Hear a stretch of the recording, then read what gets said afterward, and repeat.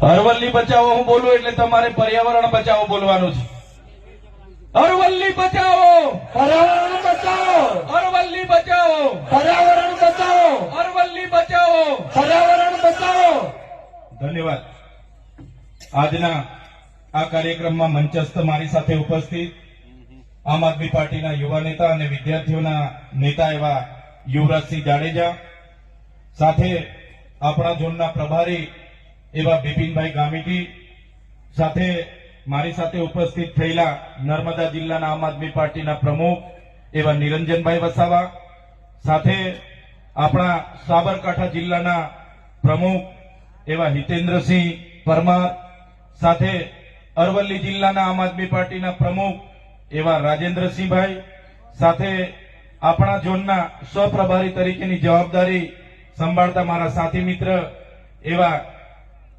એવા જયદીપસિંહભાઈ બાપુ, અને આ તાલુકાના પ્રમુખની જેમના પર જવાબદારી છે એવા પ્રદીપભાઈ, સાથે વિધાનસભાના પ્રભારી અમારા પરમાર સાહેબ, અને મંચસ્થ ઉપસ્થિત તમામ વડીલો, આગેવાનો, યુવાનો અને મારા સાથી મિત્રો, સાથે સાથે આજુબાજુના વિસ્તારમાંથી ગઈકાલે જ તમને જાણ કરી અને તમે અહીંયા હજારોની સંખ્યામાં ઉપસ્થિત થયેલા મારા વડીલો, માતાઓ, યુવાનો અને મારી બહેનો, સૌ માટે એકવાર જોરદાર આપણે તાળીઓ પાડી લઈએ. સાથે સાથે આપણી અરવલ્લી બચાવોની આ લડતને દેશ અને દુનિયા સુધી લઈ જવા માટે પોતાની ટીમ સાથે ઉપસ્થિત થયેલા મીડિયા મિત્રો માટે એકવાર જોરદાર તાળીઓ પાડી લો. સાથે આપણો કાર્યક્રમ ખૂબ સારી રીતે થાય, કાયદો અને વ્યવસ્થા જળવાય, એના માટે સવારથી જ પોતાનો બંદોબસ્ત અને પોતાની સેવા આપી રહેલા પોલીસ કર્મીઓ માટે જોરદાર તાળીઓ પાડી લો. સાથીઓ, આજની સભા અમે જાણીએ છીએ. આજે તમે જોઈ લો, આદિ અનાદિ કાળથી 2-2.5 અબજ વર્ષની આપણી જે અરાવલ્લીની પહાડીઓ છે, એ પહાડીઓને બચાવવા માટે આપણે રોડ પર ઉતરવું પડ્યું છે. આ સરકારને સામેથી એવું દેખાય છે કે આ માત્ર પહાડ છે. સાથીઓ, આ માત્ર પહાડ નથી, આ એક ક્રાંતિકારી ભૂમિ છે. આ એ આપણી આસ્થા છે, આપણું અસ્તિત્વ છે, આપણી પ્રકૃતિ અને સંસ્કૃતિ સાથે જોડાયેલી આ પહાડોની યાદીઓ છે. ત્યારે આ ભાજપની સરકાર એમના ઉદ્યોગપતિ મિત્રોના કહેવાથી, એમના અહીંના ખાણ માફિયાઓના કહેવાથી, એમના નેતાઓના કહેવાથી એમણે કેન્દ્રીય સશક્ત સમિતિ અંતર્ગત સુપ્રીમ કોર્ટમાં ગયા અને સુપ્રીમ કોર્ટમાં એમણે ચીફ જસ્ટિસ ગગોઈજીના અધ્યક્ષસ્થાને ખંડપીઠે એવો ચુકાદો આપ્યો 20 નવેમ્બર 2025ના રોજ કે અરાવલ્લી એને જ માનવામાં આવશે કે જે 100 મીટરથી ઊંચી પર્વતમાળાઓ હશે. ત્યારે સાથીઓ, આ અરાવલ્લી ગુજરાત, રાજસ્થાન, હરિયાણા અને દિલ્હી નો આપણું કુદરતી કવચ છે. એને ખનીજ માફિયાઓને આપવા માટે 100 મીટરની વ્યાખ્યા બનાવવામાં આવી છે. અને આ 100 મીટરની વ્યાખ્યામાં એમના ખનીજ માફિયાઓ, એમના ઉદ્યોગપતિઓ આવનારા દિવસોમાં આ વિસ્તારમાં આવે, એના માટે આ સરકારે રેડ કાર્પેટ નાખી આપ્યા છે. રેડ કાર્પેટ પાથરી આપ્યા છે કે આવો, તમે આ પહાડીઓને ડ્રિલિંગ કરો, ખનન કરો, આ નદીઓનો આ જળ, જંગલ, જમીન તમે લઈ જાઓ, તમે લૂંટો.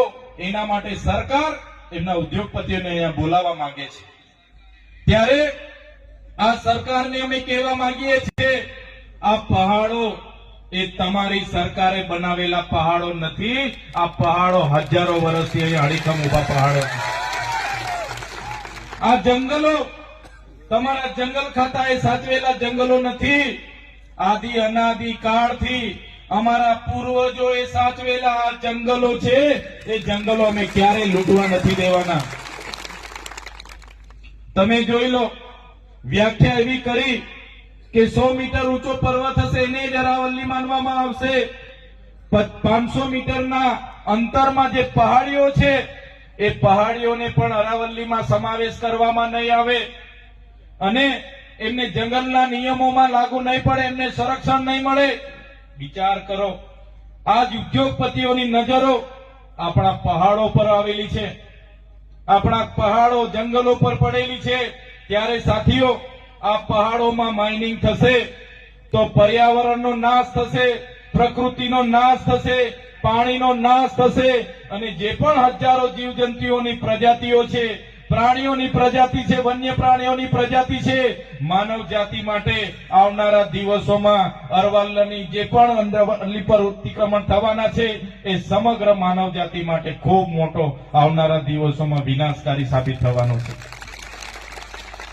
ત્યારે એમને બચાવવા માટે આજે રાજસ્થાનના લોકો આગળ આવ્યા છે. આજે આ મંચ પરથી એમના માટે જોરદાર તાળીઓ પાડી લો. સાથે સાથે આ ક્રાંતિકારી અરવલ્લી અને સાબરકાંઠાની ભૂમિમાંથી એ રાજસ્થાનના, હરિયાણાના અને દિલ્હીના લોકોને અમે કહેવા માંગીએ છીએ કે અમે પણ ગુજરાતના તમામ વર્ગના લોકો અરવલ્લી પહાડોને બચાવવા માટે આવનારા દિવસોમાં ગાંધીનગર ખાતે અમે કૂચ કરવાના છે, કૂચ કરવાના છે. ગુજરાત સરકારનું જ્યારે વિધાનસભા બજેટ વિધાનસભાનું સત્ર હશે ત્યારે બજેટ સત્રમાં અરવલ્લીના પહાડોને બચાવવા માટે આખા ગુજરાતમાંથી લાખો લોકો ગાંધીનગર તરફ કૂચ કરવાના છે. સાથે સાથે રાજસ્થાનના લોકોને કહેવા માંગુ છું, આપણી આ ધરોહરને બચાવવા માટે, આપણા પૂર્વજોએ સાચવેલો આપણા ઇતિહાસના બચાવવા માટે, આપણા આસ્થાના પહાડોને બચાવવા માટે જ્યારે રાજસ્થાન અને દિલ્હી અને હરિયાણાના લોકો દિલ્હી માટેનું આહવાન કરશે તો ગુજરાતમાંથી હજારો નહીં પણ લાખો લોકો અમે દિલ્હી પહોંચવા માટે પણ તૈયાર છે. અમે આ સરકારની નીતિ મંજૂર નથી